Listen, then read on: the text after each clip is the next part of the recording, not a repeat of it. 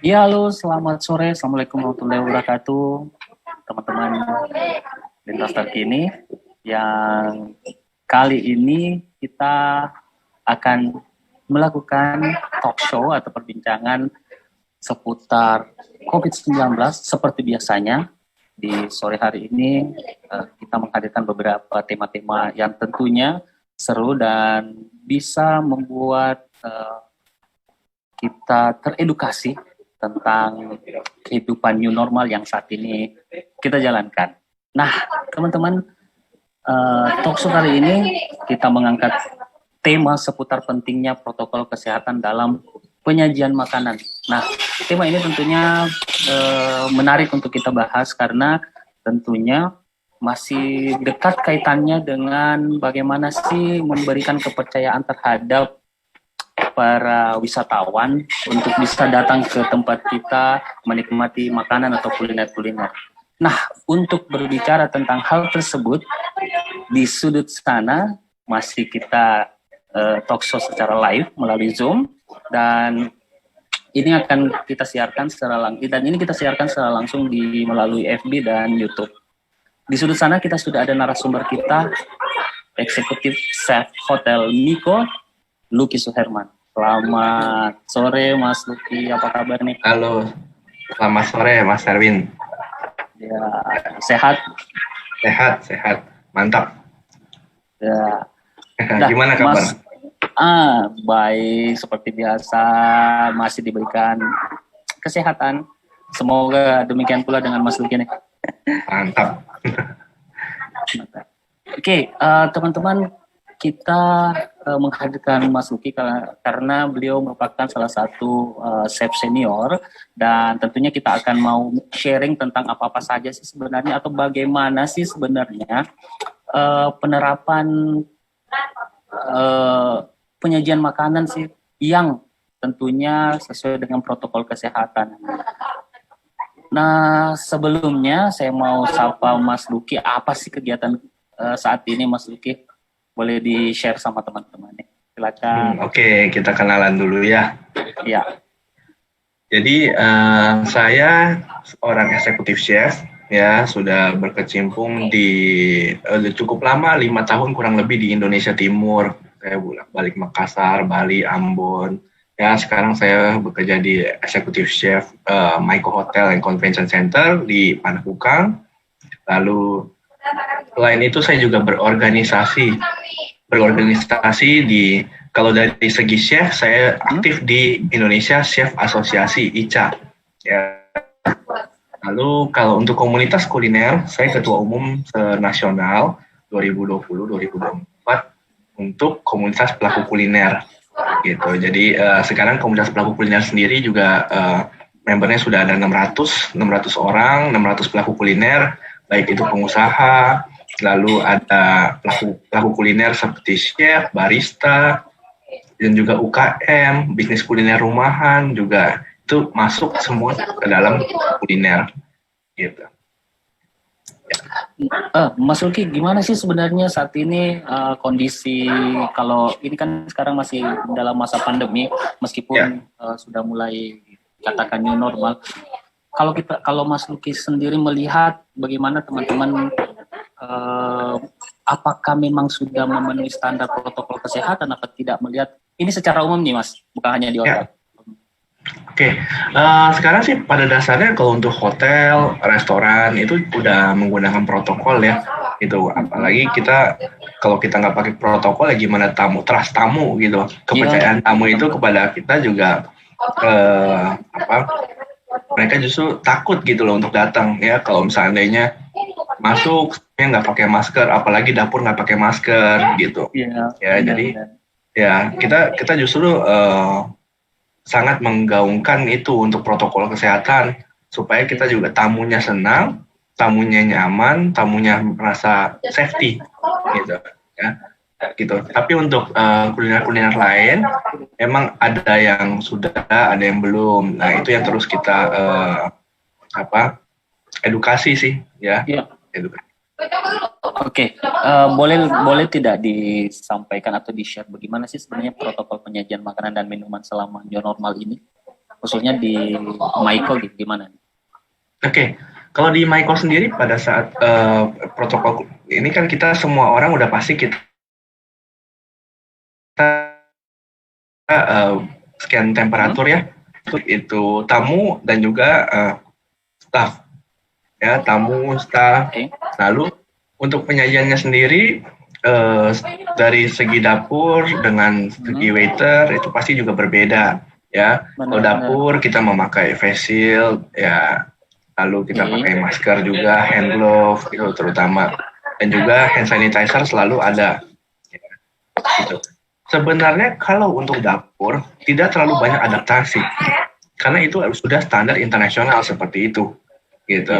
Dan kita dari dulu udah pakai hand glove, sudah pakai face shield, sudah pakai topi, sudah pakai ya protokol itu, masker kita pakai juga. Tetapi kalau untuk yang di bagian depan itulah yang perlu adaptasi memang gitu.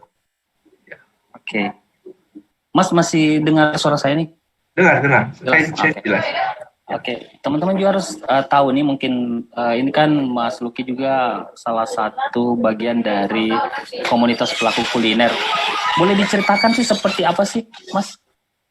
Oke, komunitas pelaku kuliner ini pada dasarnya dia terbentuk pada saat pandemi ya, pandemi COVID ini bulan April tahun 2020 ya, kan banyak pelaku kuliner yang dirumahkan, banyak pelaku kuliner yang bisnisnya drop. Nah, akhirnya membuat suatu wadah komunikasi ya, WhatsApp group gitu. Apa nih yang harus diperhatikan apa supaya kita bangkit gitu ya. Nah, lalu WhatsApp group itu semakin berkembang sehingga sampai para pakar itu masuk ke dalam, para pakar dari seluruh Indonesia. Ya, ketua asosiasi ada semua gitu. Ada semua. Nah, akhirnya banyak pertanyaan, diskusi dan lain-lain, akhirnya kenapa nggak dijadikan suatu badan ini? Ya, akhirnya kita bentuklah pengurusan, lalu dijadikanlah badan hukum yayasan. Ya, yang memang itu untuk kita, untuk semua pelaku kuliner ada naungannya lah gitu. Ya, gitu. Karena kalau supaya lebih terarah begitu nantinya ya, Mas ya. Ya, gini. Kalau asosiasi chef sudah ada, itu kan asosiasi profesi, ya. Oke, IHGMA asosiasi profesi juga, profesi GM. Oke, ada lagi asosiasi profesi engineering. Nah, asosiasi pelaku kuliner atau organisasi kita bukan asosiasi profesi, gitu. Tapi para pelaku kuliner yang multi profesi, begitu. Ada barista dan lain, campur semua nih, bukan satu profesi. Gitu. Tujuannya sebenarnya untuk scale up aja, scale up yang dimana dari bisnis kuliner rumahan menjadi UMKM, yang UMKM menjadi resto menjadi resto yang sustain, bukan resto yang baru buka tapi langsung tutup gitu. Mas, kembali lagi nih tentang panduan pelayanan makanan dan minuman nih. Pernah tidak ada mungkin komplain dalam artian karena penerapan protokol kesehatan itu tiba-tiba mungkin pelanggan bilang, oh ini terlalu ketat nih, terlalu gimana gitu. Oke. Biasanya memang ada yang mengerti, ada juga yang agak sedikit kita harus kasih penjelasan. Ya, contoh, misalnya social distancing lah yang paling sering menjadi apa? Dia itu nggak terlalu comfort kalau seandainya dipisah-pisah, padahal dia keluarga. Gitu. Betul. Suami istri itu harus duduknya berjauhan gitu. Itu yang sering terjadi seperti itu. Tapi kalau soal kesehatan seperti prasmanan diambilkan atau itu mereka sih sebenarnya mereka ngikut. Terus cara penyampaiannya gimana, Mas? Oke, karena kita hotel biasanya penyampaian sudah terlatih sih, Pak. Ya, sudah terlatih. Jadi dari segi kesopanan, dari segi cara ngomong, tata krama itu kita udah biasa terlatih sih. Ya. Boleh nggak sedikit disampaikan kalau pemainnya panduan dari seorang pelanggan sih, apa sih mereka yang harus lakukan ketika pertama masuk restoran sebuah hotel? Mungkin kan dari awal itu cuci tangan, pakai masker, tetapi ketika masuk di entrance-nya law-nya ya. Harus mereka, apa yang mereka harus lakukan sih sebenarnya? Pertama mereka harus cek body temperature dulu ya, scan suhu, lalu mereka cuci tangan atau mereka pakai hand sanitizer. Ya. Berikutnya, ya pertama kali sebenarnya dia harus pakai masker sebelum ngecek suhu pun dia harus pakai masker gitu. Tanpa ada ya pakai masker dia juga sebenarnya bahaya bagi si pengeceknya, petugas yang cek gitu ya. Jadi itu yang paling pertama sebenarnya itu dia harus pakai masker ya. Oke, pakai masker wajib ya sampai dia makan baru boleh dibuka ya. Lalu mereka juga wajib untuk social distancing dengan sesuai dengan layout yang diberikan oleh restoran itu ya. Lalu setelah itu ya mereka makan seperti biasa ya, makanan disajikan dengan juga cara protokol COVID. Lalu mereka itu pada saat keluar sebaiknya pada saat payment itu menggunakan e-wallet lah, lebih baik ya, e-wallet jadi nggak ada kontak ya. Itu yang disarankan ya, yang disarankan seperti itu. Oke. Mas, kemarin kami juga talkshow nih tentang bagaimana itu sertifikasi CASE. Nah, saya mau tanyakan nih ke Mas Luki, ini gimana sih dengan proses verifikasi dan sertifikasi CASE? Oke. Restoran? Kebetulan saat ini sudah berjalan nih? Itu sudah berjalan. Ada beberapa instansi ya, IHGMA, PHRI, Sukovindo. Juga. Kami kebetulan sudah dan dinyatakan lulus memuaskan. Ya, sudah berjalan. Maiko sudah. Ya, untuk Maiko sudah. Jadi lulus memuaskan, lalu sertifikasi itu berjalan ya untuk menambah trust juga untuk customer ya, dan juga sebagai pengingat para staff, pengingat kami juga bahwa kan ada self assessment kan. Jadi itu juga sebagai reminder kami bahwa kami harus seperti itu. Dan harus menjaga.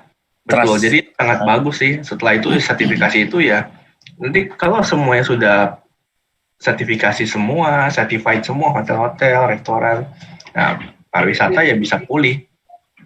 Gitu. Jadi teman-teman yang sedang menonton di sana bahwa restoran di Hotel Maiko sendiri itu sudah melalui proses verifikasi dan sertifikasi. Setidaknya aman untuk teman-teman dalam segi protokol kesehatan dan higiennya. Ya, betul. Seperti itu. Nggak apa-apa promosi, Mas. Ya, mantap. Oke. Mas Lukis, ini kita bicara tadi tentang pengunjung apa. Kalau dari segi chefnya sendiri, kan mungkin Mas Luki ini punya beberapa anggota nih. Bagaimana menjaga kualitas dari menu masakan yang disajikan. Oke. Kalau untuk menu ala carte ya, ala carte yang maksudnya pada saat orang pesan baru dimasak, ya itu sudah pasti fresh lah ya Pak. Jadi semuanya itu dibuat pada saat pesanan. Jadi ya, otomatis tidak ada waktu tunggunya seperti misalnya beda dengan prasmanan. Ya, prasmanan ada waktu tunggu. Oke. Dari segi penyajian atau memasak ya, itu sih kita kalau untuk pandemi ini sebenarnya tidak ada perbedaan dengan sebelumnya ya, karena semuanya pada dasarnya semua sudah menggunakan protokol juga seperti dulu. Itu kalau international hotel seperti sama aja ya. Cuman kalau saya bicara tidak untuk Maiko misalnya ya, misalnya di restoran Padang ya, restoran Padang itu sekarang memang mereka perlu adaptasi yang lebih ya. Contoh, kalau kalian lihat di etalase itu kan makanannya semua taruh di etalase, ya. Di etalase, kalau dulu orang tidak terlalu aware dengan apa mau ngambil makanan itu, mau yang nyajikan nggak pakai masker atau apa itu nggak masalah. Tapi sekarang aware. Nah mereka itu perlu adaptasi lebih banyak tuh, gitu. Yang si petugasnya Padangnya, ya. Karena sekarang orang, apalagi contohnya Padang ya, pada saat kita makan duduk kan disajikan di meja semua Pak, ya kan, disajikan di semua. Betul. Ada yang sendoknya ambil kuahnya pakai sendok yang yang kita pakai buat makan. Ya, temennya juga ambil juga dengan pakai sendok dia sendiri. Nah, dulu mungkin mereka nggak terlalu aware dengan itu, tapi sekarang mereka berubah. Jadi dampak COVID-19 ini sebenarnya banyak positifnya, ya. Contoh, merasa nggak kita sekarang jarang flu, jarang sakit, karena kita lebih bersih dari sebelumnya, ya kan? Saya udah berapa bulan nih nggak flu, saya udah 8 bulan mungkin dari sejak awal, karena semua kita pakai masker, ya kan? Orang-orang nggak ada yang berani bersin di depan kita. Dulu kan semua orang kita sering flu karena banyak yang bersin juga di samping-samping kita, ya kan? Jadi secara dampak, ya, sorry tadi agak lag dikit ya. Iya benar-benar agak lag. Oke, jadi dampak positifnya sih bagi saya sih banyak sih Pak. Betul. Mas Luki, di sini apa ya? Apakah ada jaminan kesehatan bila menggunakan equipment yang multi-use seperti mungkin jaminan keamanan? Jaminan keamanan ya, maksudnya multi-use itu digunakan berkali-kali ya. Betul. Seperti sendok garpu. Nah itu dia. Nah, sendok garpu sekarang ya, memang kalau seandainya sudah restoran dan hotel, proses pencucian itu di mesinnya itu mesinnya panas ya. Dia melalui metode mesinnya itu keluarin steam yang dimana bakteri sebenarnya mati ya. Tetapi kan pada saat dikeluarin dari mesin itu tetap juga dipegang oleh orang. Oke. Nah, biasanya itu di restoran-restoran hotel itu ada di mejanya itu ada air panas ya. Air panas untuk dicelupkan itu gitu, dicelupkan alat-alat yang multi use itu sih gitu. Jadi sebenarnya jaminan keamanan ya bisa terjamin lah seperti itu Mas. Jaminan keamanan ada karena kita ada gunakan yang di gelas itu ada air panas. Lalu kalau seandainya yang memang tidak bisa yang tidak bisa melakukan itu, mereka biasanya pakai yang disposable atau yang sekali buang.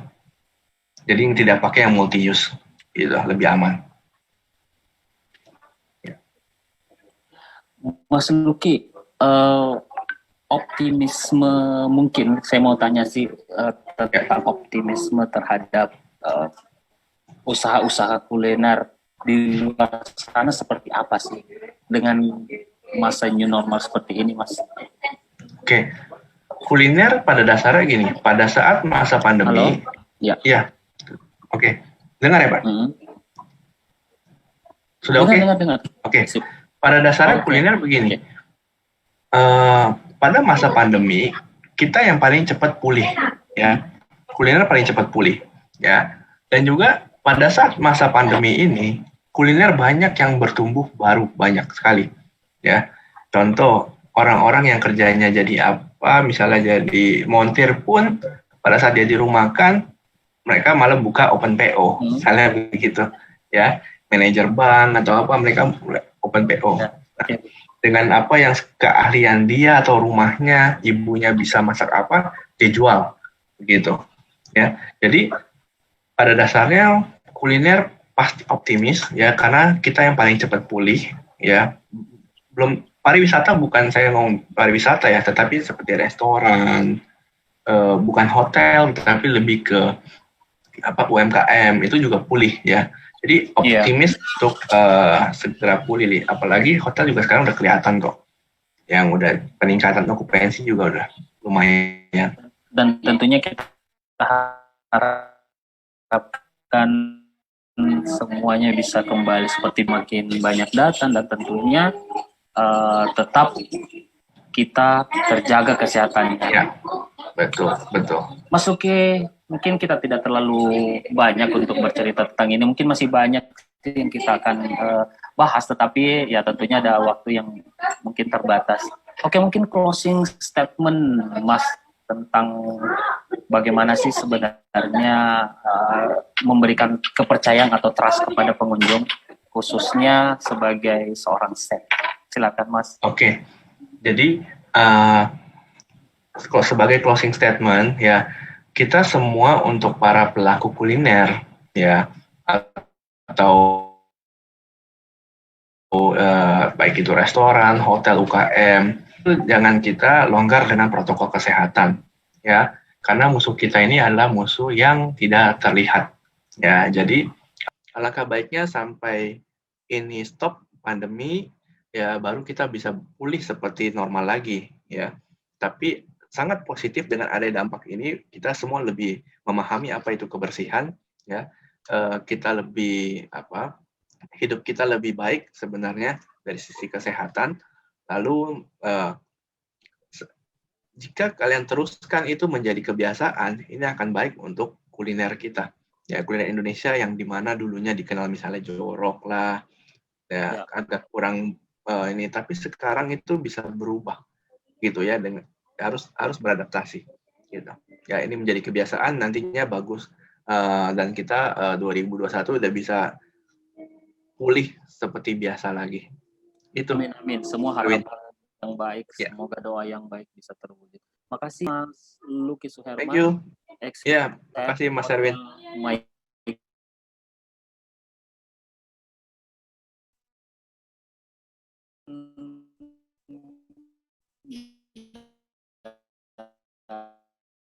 Dan kita sudah berada di ujung talkshow. Tak kenal maka tak kebal.